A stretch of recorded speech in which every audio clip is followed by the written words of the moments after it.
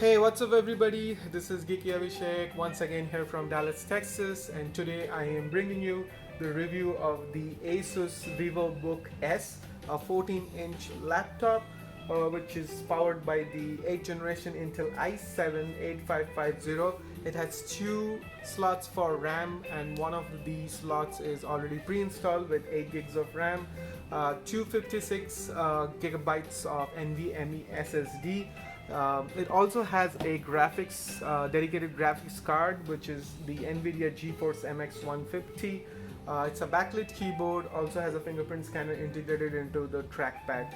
They are calling this a nano edge display. So basically, it means is the bezels around the screen are very small.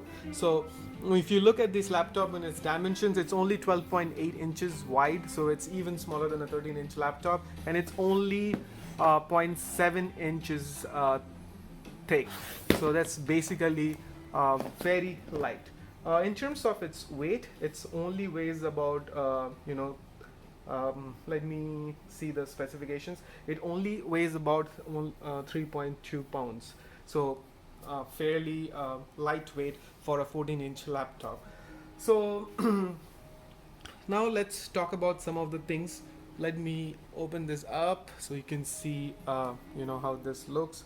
Let me zoom out a little bit so that you have a better view of the laptop from on the top. So what's funny is this laptop actually looks quite a bit similar to the non-retina version of the MacBook Air, and then it has all the ports similar to my MacBook Pro from the 2014. So on the left side of the laptop, we have the charging port. It's a Asus proprietary connector. Then you have a USB 3.1 HDMI, then USB-C. Unfortunately, this is only generation 1, no Thunderbolt support, so no display or charging through the USB-C. And then you have your regular microphone and headphone jack. On the right hand side of the laptop, you have two other USB ports, a micro SD card slot, and then you have the LED, the battery indicator, and the hard drive light indicator. The keyboard is actually backlit, and here's your fingerprint scanner. Here's the label which says it's an 8th generation i7, and then on the graphics card it has the NVIDIA GeForce MX 150, which has 2 gigabytes of video RAM. So when it comes to the display, it's basically an IPS display with about 178 degrees like the viewing angles. It says it's Asus says that it's about 77% of screen to body ratio. That's why this laptop is actually in the size of a 13-inch laptop. It's the same footprint comparable to a 13-inch laptop, but it's actually a 14-inch laptop. So let's talk about few things. So in terms of the display is a non-touch display. It's IPS and it has good viewing angles. The brightness of the screen is about a little bit more than the average in this category of laptops. So it's about between 250 to 300 nits. I mean, I don't have an equipment to actually measure, but I'm assuming that it's a little bit more brighter than the Dell Inspiron ones, which has only about 200 nits, and it's pretty dim.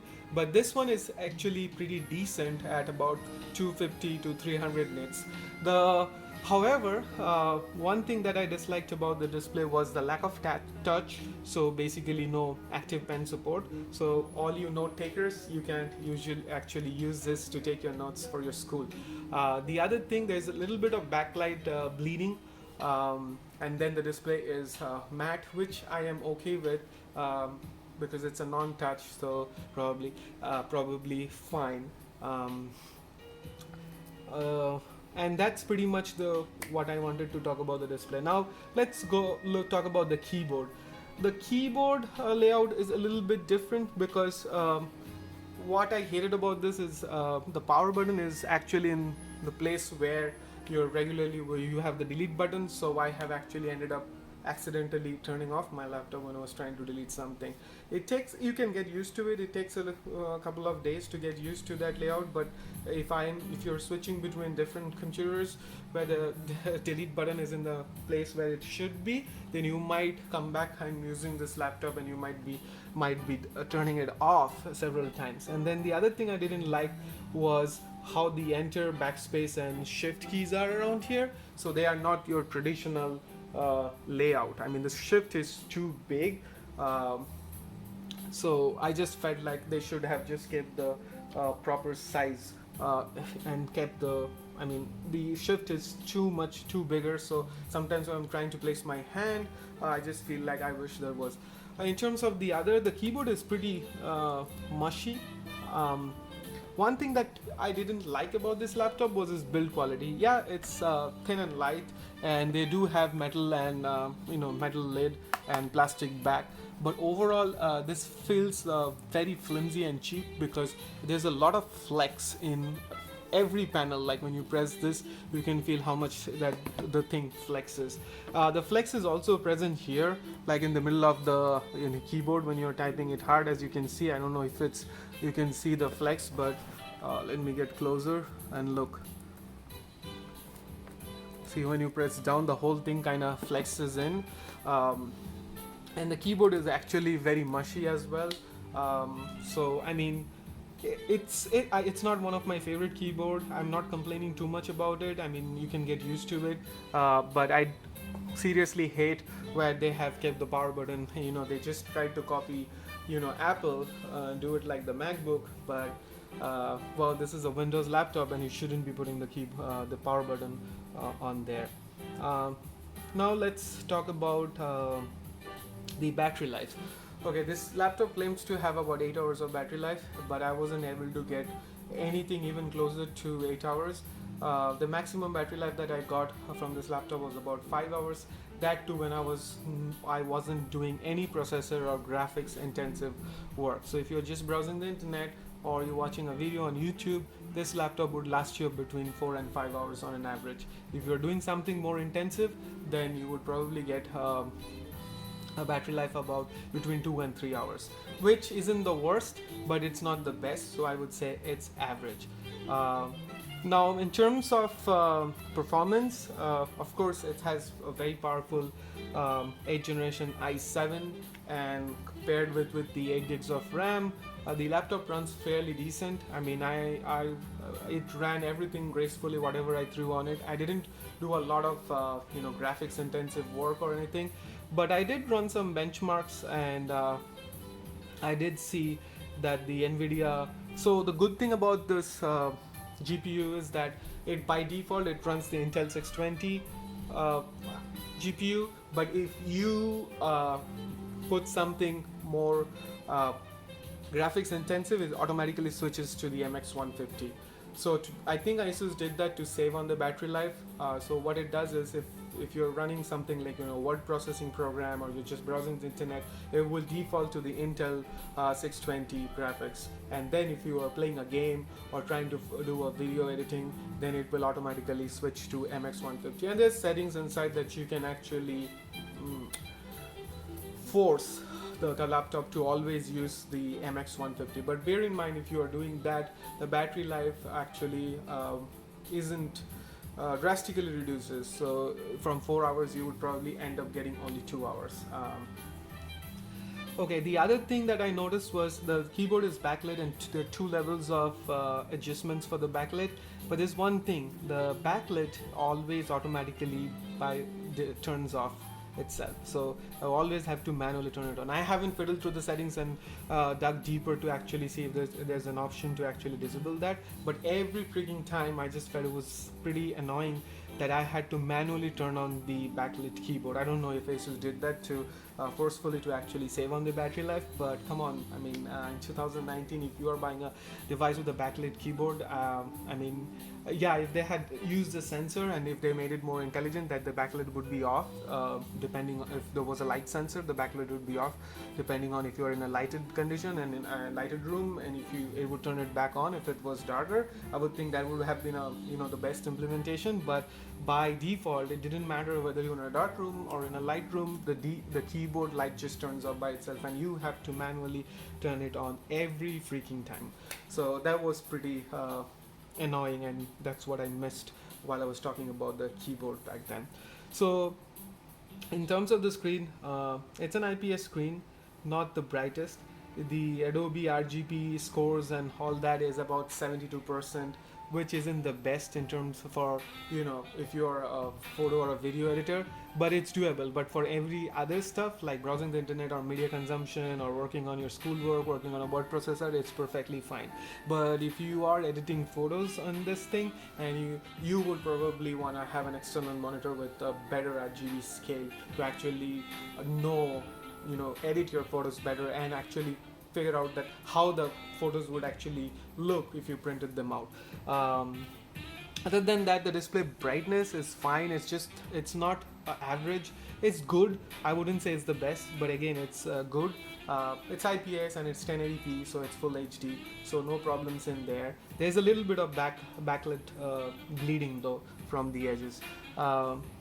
Then the most annoying feature of this laptop, I mean why I hate it, is the speakers in this are absolute garbage.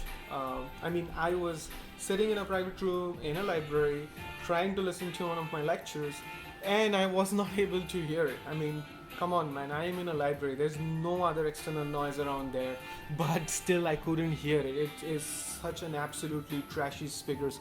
I mean, I bought this for on Prime Day. This was for $649 plus taxes, so came around about $734 here in Dallas, Texas.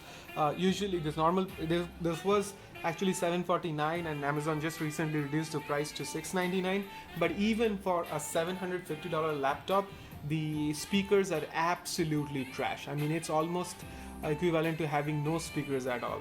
So if you want this laptop and you want to actually listen to videos or video lectures or anything, or even listening to some music, you always have to have your headphones handy to plug it in, because the speakers aren't good at all. I mean, I'm not saying the speakers are bad, they are absolutely the worst speakers. I mean, I have seen much more cheaper laptops, and even from Asus, which are so much better sounding than this one. I mean, usually Dell always has better speakers, and then Lenovo is somewhat okay-ish, but this is absolutely garbage. This is the worst laptop speakers I have actually heard in my lifetime. This is almost the laptop having no speakers at all.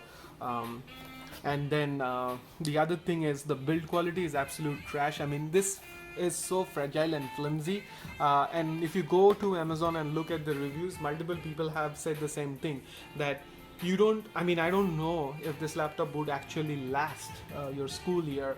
I mean, you don't really have to be rough with it. I'm just assuming that, I mean, this is so delicate that if you are not taking special care of it, it would just break off because of how cheaply this laptop is made. Like, it's flexing everywhere. Like, look, even in the back, front, everywhere.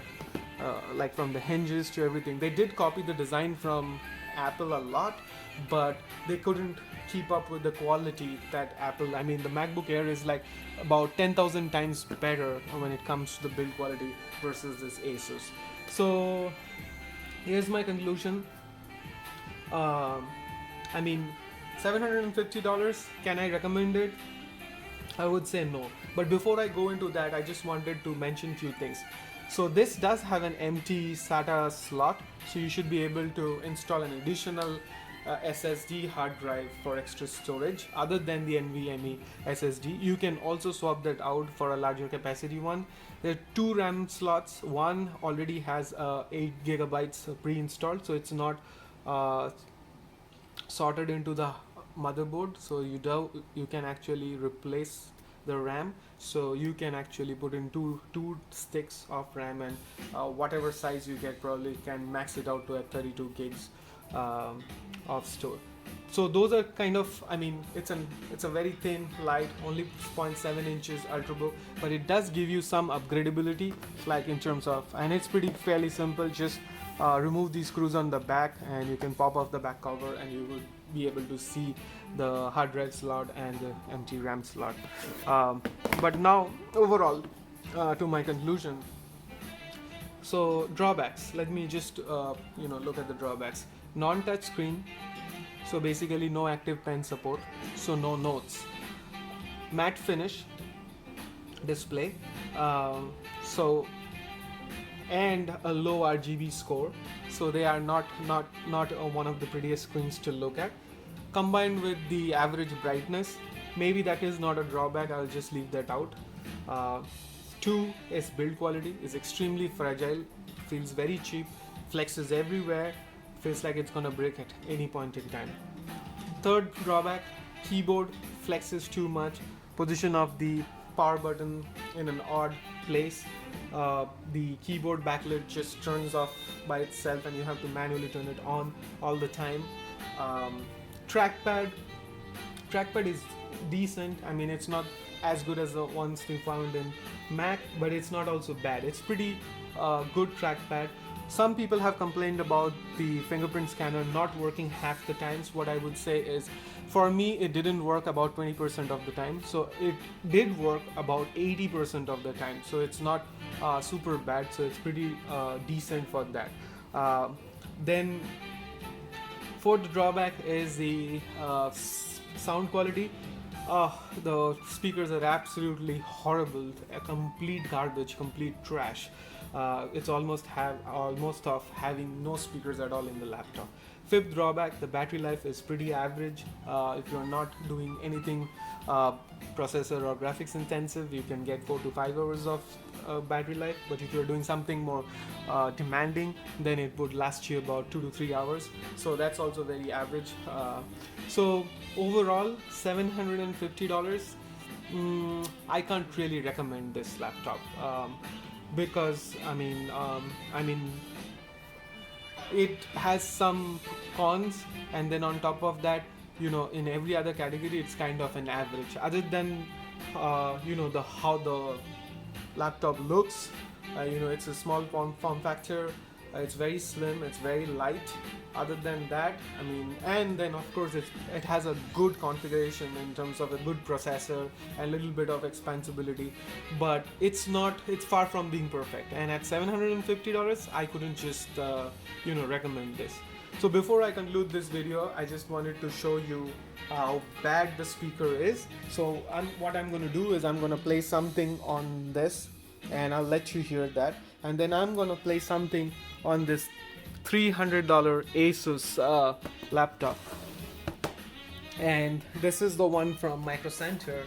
So this is the $300 14-inch laptop from Micro Center, and I'm gonna play them side by side and show you a comparison.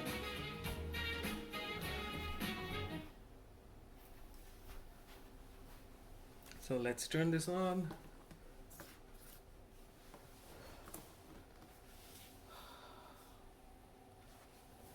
While this is putting up, let me just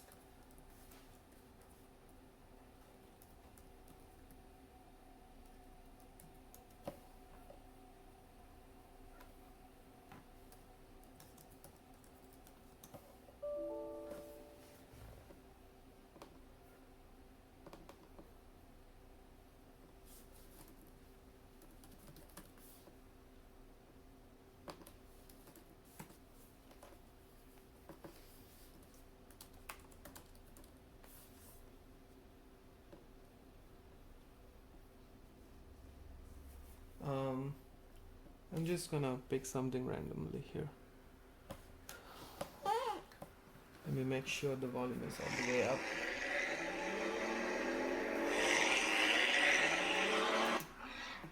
So as you can see, volume is 100% here. Let me show you. We got money not to show, we just got money to blow. We gon' take another shot, maybe 1, 2, 3, or 4. We're always gonna speed, we'll never hit it slow, and we're never gonna sleep, cause the night is. Okay, so that was the Asus Vivobook S, and now here the flip book for the.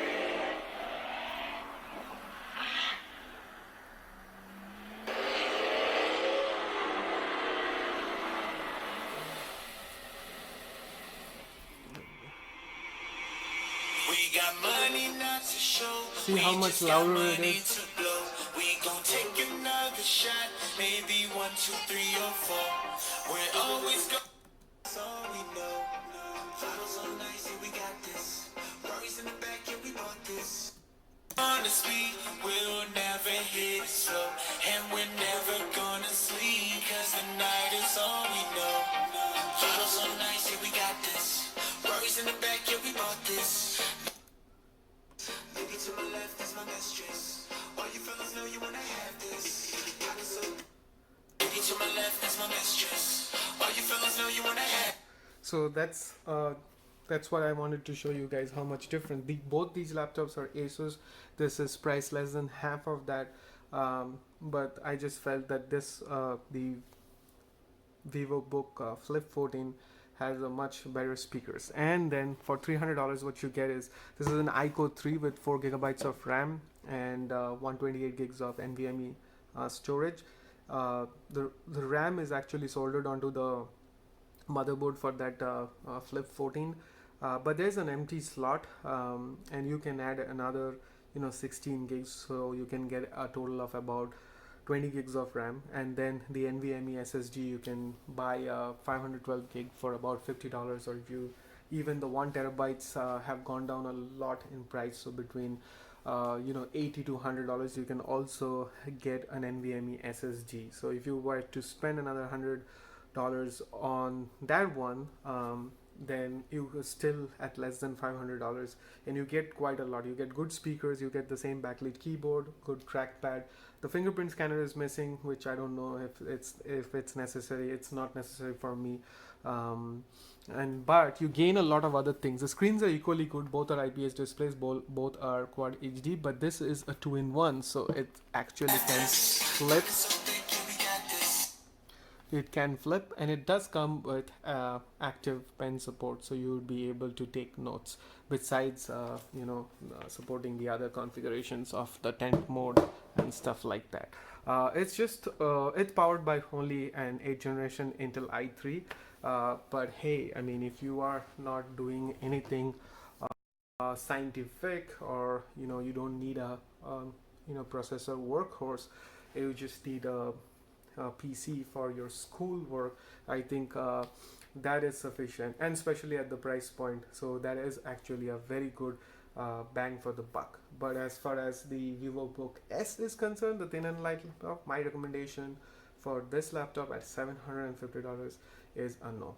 If you can buy this, if Asus actually reduces the price, and if you can buy this for $550, I would actually consider it. But at $750, it's just too expensive for what laptop it is. So that's all, guys, for this video. To continue to support me, do leave in your comments and likes on my video, subscribe to my channel, and I will see you guys in my next review. Till then, peace.